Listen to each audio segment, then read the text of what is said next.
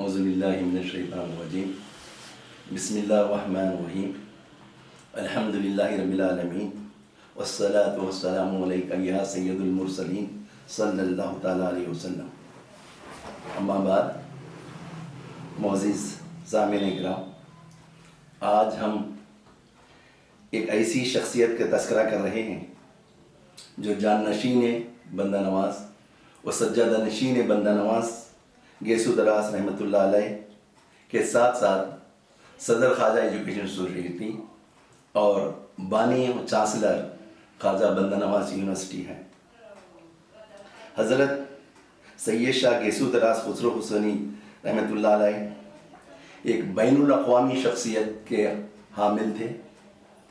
وہ اپنی زندگی لوگوں کی خدمت میں گزاری اور بندہ نواز گیسو دراز رحمۃ اللہ تعالیٰ علیہ کے طور طریقے کو اپناتے ہوئے بس بندہ نواز کی تعلیمات کو عام کرنے کی کوشش کی. بندہ نواز رحمۃ اللہ تعالیٰ علیہ زندگی میں فرائض کی ادائیگی کے بعد قرآن کی تلاوت اور قوالی کو بہت پسند فرماتے تھے. اسی طریقے سے حضرت خسرو حسینی رحمۃ اللہ تعالیٰ علیہ اپنی زندگی میں فرائض کے ساتھ ساتھ کبھی تلاوت قرآن کو محروم نہیں ہوئے اور نہ کبھی اس کو چھوڑے. اور قوالی کی اتنے خواہش تھی، اتنے شوق تھا کہ زیادہ سے زیادہ قوالی سنا کرتے تھے. خاص کر ہم دیکھنے میں آیا کہ محفل خل میں جب رات بھر قوالی ہوتی تو اس کے بعد فجر کی نماز ادا کر کے قوالی شروع کر دیتے تھے. اور ہم سے فرماتے تھے کہ بندہ نواز رحمۃ اللہ علیہ بھی نمازوں کی پابندی کرتے ہوئے قوالی کو سنتے تھے. تو اسی لیے میں بھی قوالی فجر کی نماز کے بعد پھر اس کو کنٹینیو کرتے تھے. قوالی کے اتنا ذوق رکھتے تھے. آپ سید شاہ خسرو حسینی رحمۃ اللہ تعالیٰ علیہ سرکار بندہ نواز رحمۃ اللہ علیہ کے بتلائے ہوئے راستے پر چلتے ہوئے علم کو فروغ دیا.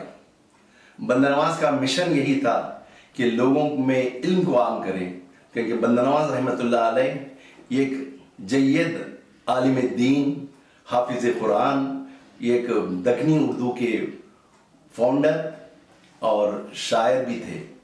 اسی طرح حضرت سید شاہ گیسو دراز خسرو حسینی رحمۃ اللہ تعالیٰ علیہ بھی اپنی زندگی میں علم کو فروغ دیا اور تصوف میں مہارت رکھتے تھے.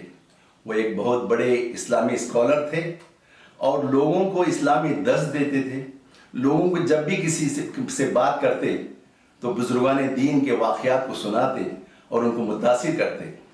اور جیسے ہی بندہ نواز رحمۃ اللہ علیہ تعالیٰ علم کو فروغ دینے کی ترغیب دی، حضرت خسرو حسینی رحمۃ اللہ تعالیٰ علیہ علم کے چراغ کو کبھی بجھنے نہیں دیا اور اس کو مزید روشن کرتے ہوئے کالجز، یونیورسٹیز میں تبدیل کر دیا.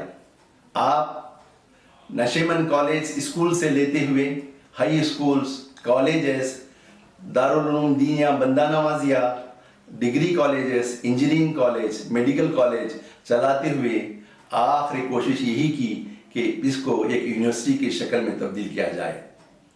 ان کی انتھک محنت خواجہ بندہ نواز یونیورسٹی کی شکل میں ہمارے سامنے ہے.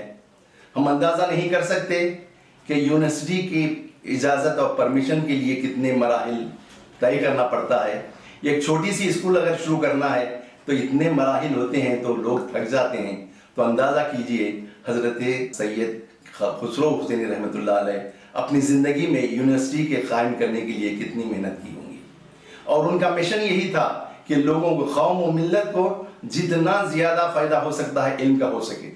علم کا کبھی کسی میں کبھی یہ نہیں دیکھا یہ کوئی ہندو ہے، یہ مسلمان ہے. ہر ایک کو علم دینے کی کوشش کی، ہر ایک کو ایک ہی نگاہ کے سے دیکھے اور لوگوں کو، اسٹوڈنٹس کو جہاں تک علم کی حیثیت تھی، علم کی ترغیب دیتے تھے، وہاں کھیل کود میں بھی جہاں تک ہو سکے کرکٹ کا میدان کرناٹکا میں ایک مثالی میدان بنا کر حضرت نے رکھا ہے اور آج اس سے ہمارے اسٹوڈنٹس فائدہ اٹھا رہے ہیں. اور ہم ان کی پردہ فرمانے کے بعد ہم کو ایسی شخصیت جو اسلامی اسکالر ہر طریقے سے ہم کو رہبری کرتے تھے، वो उनसे हम महरूम हो गए हैं। मुझे वो ज़माना याद आता जब मैं ख्वाजा बंदा नवाज इंजीनियरिंग कॉलेज में बरसर रोज़गार था। हज़रत से जब भी कोई मंजूरी लेने, कोई इजाज़त लेने जाता तो हज़रत कभी मुझसे ये नहीं कहा कि ये क्यों कर रहे हैं। जब भी स्टाफ की बात आती, स्टूडेंट की बात आती, जो भी उनके फ़ायदे की बात आती, हज़रत कबूल कर लेते थे और मंजूरी देते थे। इसी तरीके से मैं और हज़रत क़िबला मिलकर एक्रेडिटेशन के लिए मेहनत किए और लोगों को यकीन नहीं था कि एक्रेडिटेशन हो जाएगा, लेकिन उनकी मेहनत, उनकी शफ़क़त और उनकी दुआओं से इंजीनियरिंग कॉलेज का एक्रेडिटेशन हो गया।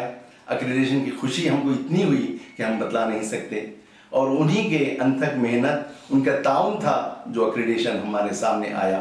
वो हर वक्त इल्म को फ़रोग़ देने के लिए स्टाफ में आगे हायर एजुकेशन के लिए तरगीब देते।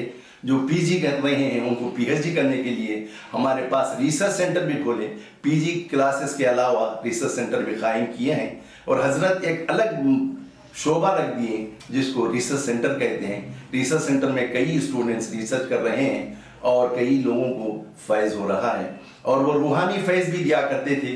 लोगों को अपने रूहानी फैज़ से इतना मुतासिर करते थे, एक मरतबा अगर कोई मिल गया उनसे तो उनसे बार बार मिलने की तमन्ना रखता था। उनके एहसानात, उनके इनायात इतने हैं कि मैं बयान नहीं कर सकता।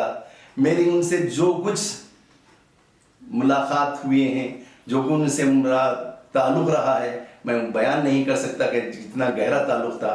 जब भी मैं कोई चीज़ लेके जाता तो हंसते हुए कहते कि आप हर वक्त कॉलेज के स्टाफ के बात फेवर करते हैं, आप कभी कॉलेज के बारे में तरक्की करो, ये करो, हर वक्त कॉलेज के लिए नए ब्रांचेस लाने की। और आपकी दूरअंदेशी ऐसी थी, आने वाले ज़माने में क्या होने वाला है, लोगों को किससे फ़ायदा होने वाला है, वो अगर हज़रत सोचते थे। मैं हज़रत से बिला तकल्लुफ़ था कहता था, हज़रत आपकी अक़ल ऐसी है जहाँ हमारी अक़ल ख़त्म होती आपकी शुरू होती है, आपका सोचने का अंदाज़ इस तरीके से है। तो वो मुस्कुराते थे। तो मुझसे कहा कि एरोनॉटिकल इंजीनियरिंग हमको लाना चाहिए, क्योंकि एरोनॉटिकल इंजीनियरिंग से हमारे बच्चों को बहुत फ़ायदा होगा।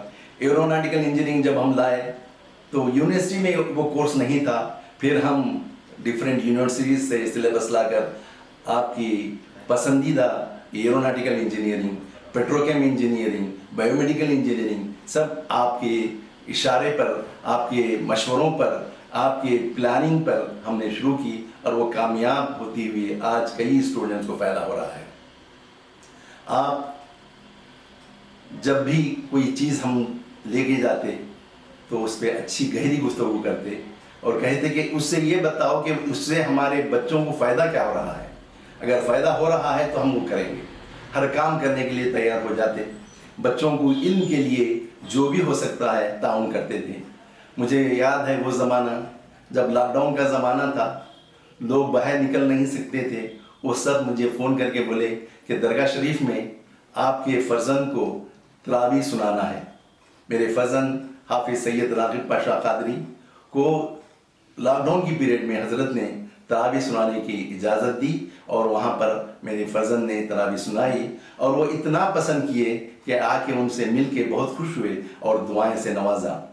और आज वो हमारे दरमियान नहीं है। ये खुला पैदा हुआ है। जो हमको जो रहबरी मिलती थी, हमको जो नसीहतें मिलते थे, उनसे हम महरूम हो गए हैं। लेकिन अल्लाह तबारक व तआला से तवक्को है कि इंशाअल्लाह ताला हज़रत सैयद शाह गेसू दराज खुसरो हुसैनी रहमतुल्लाह ताला अलैह अपने दोनों फ़र्जंदान हाफिज़ सैयद शाह मोहम्मद अलीउल हुसैनी और डॉक्टर सैयद शाह मुस्तफ़ा हुसैनी को ऐसी तरबियत दिए हैं जो इस खुला को इंशाअल्लाह तबारक व तआला पुर करेंगे।